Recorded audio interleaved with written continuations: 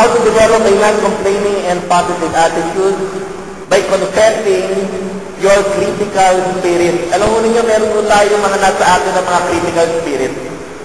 At ano po yun?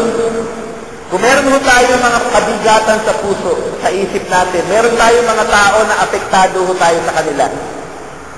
At ito po yung madalas na pag meron tayong critical spirit, mas madalas po tayong pumapansin sa mga negatibong ginagawa ng mga tao. Kaya ina-affirm natin yung magagandang ginagawa ng tao. Halimbawa, sa mag-asawa, nagluto. Sa halip na na-appreciate yung pagluluto, ang sasabihin, ano ba ito? Walang kalasa-lasa. Yun po yung critical spirit. Mabinili mo naman regalo. Ano ba yan? Hindi mo ba alam ang size ko? Ang tagal-tagal na natin magkasama. Hindi na-appreciate na merong effort, merong ginawa. Ang tinignan, yung hanggang ngayon hindi mo pa ako kilala. Alam niyo, ito yung kaisipan ng marami. Kaya kinakailangan talaga magbago tayo ng isip. Ang sabi ko na pagbabago ng isip, repent. At sabi nga, kapag alam mo at napansin mo na meron kang gano'n, bakit pa hindi ko ma-overcome yung gano'n? Start confessing. Sabi mo, Panginoon, meron po akong ganito. Halimbawa, malalaman mo ninyo kung ikaw ay nagtatangi ng tao o hindi. Kasi meron kang mga tao gusto mong kasama, may mga tao, ito ayokong kasama ito. So kapag meron kang gano'n, ibig sabihin meron kang critical spirit, may dahilan kaya hindi mo kasama, kaya ayaw mong kasama yan. Maaaring totoong may ginawang masama sa iyo, kaya ayaw mo siya makasama. Pero nag-critical na yung spirit mo sa kanya. Alam niyo, meron mo akong nabasa, ang sabi niya, kung ating daw pong pinig-criticize yung creation, we criticize the Creator. Sino ba ang lumikha sa katabi mo? Kanino nang galing yung katabi ninyo ngayon? Di ba sa Diyos? I-criticize mo siya. Sino ang i-criticize niya? His Creator. Kaya nga, confess your sins. Ang sabi sa 1 John 1:9, if we confess our sins, God is faithful and just to forgive us and cleanse us from all our unrighteousness. At sabi rito pangalawa, commit yourself to obedience to God. Kapag ikaw ay nag-sorry sa Panginoon, then hanapin mo na gawin yung kanyang kalooban. Panginoon, patawad ko dahil hindi ako naging mapagpatawad. At ngayon, dahil alam mo na yun, start forgiving. Panginoon, patawad ko kasi naging sakin po ako, hindi po ako naging generous. Dahil alam mo na, iyon ay iyong in-investment. Start obeying God. Be generous. And then finally, how to develop a non-complaining and positive attitude in lead God's help and the help of others, particularly our fellow believers.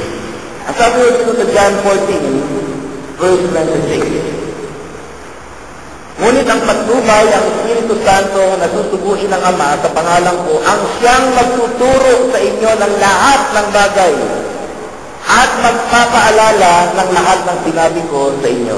Ibig sabihin, tinuturo ng ating Panginoon na kapag nasa mga panahon tayo ng mga krisis, ito ang panahon na huwag mo natin isipin ng ibang bagay, lalo na huwag kayo mag-focus sa problema. Mag-focus kayo, Panginoon, alam ko na hindi mo ko bibigyan ng problema o pagsubok na hindi ko makakayanan.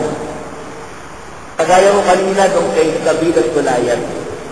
Alam mo ninyo, maging si Haring Saul, napisi, hindi makapagsalita, hindi makapag-react kay Goliath, kahit tinutulig sana yung buong army ng Israel.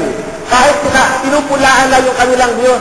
Pero itong si David, hindi pwede. Hindi palalampatin ni David yung ginagawa ni Goliath. Sino ka na magsasabi niyan?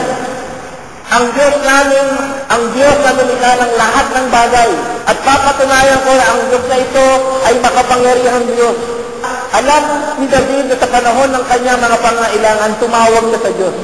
At ang Diyos hindi siya binigo, sapagkat yung kanyang pananampalataya ay talagang napakalakas at matibay. At kilala niya ang Diyos. Kunyari, ikaw ay may sakit na cancer.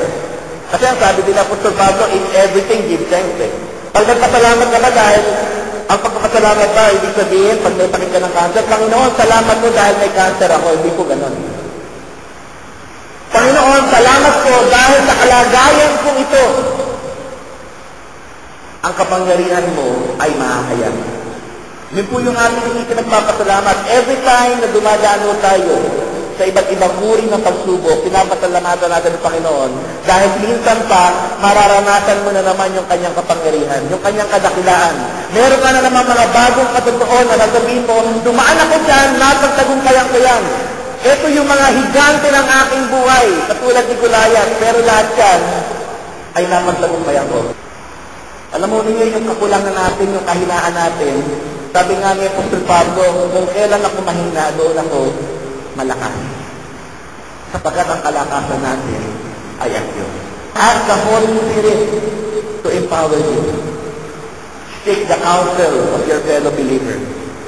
Mahalaga ko ito na meron tayong fellowship, meron mga tao na kapag meron ka decision na gagawin, seek the counsel ng iyong fellow believer, lalo na yung mga mature sa pananampalataya, sapagkat gagamitin mo ng Panginoon ang bawat isa sa atin.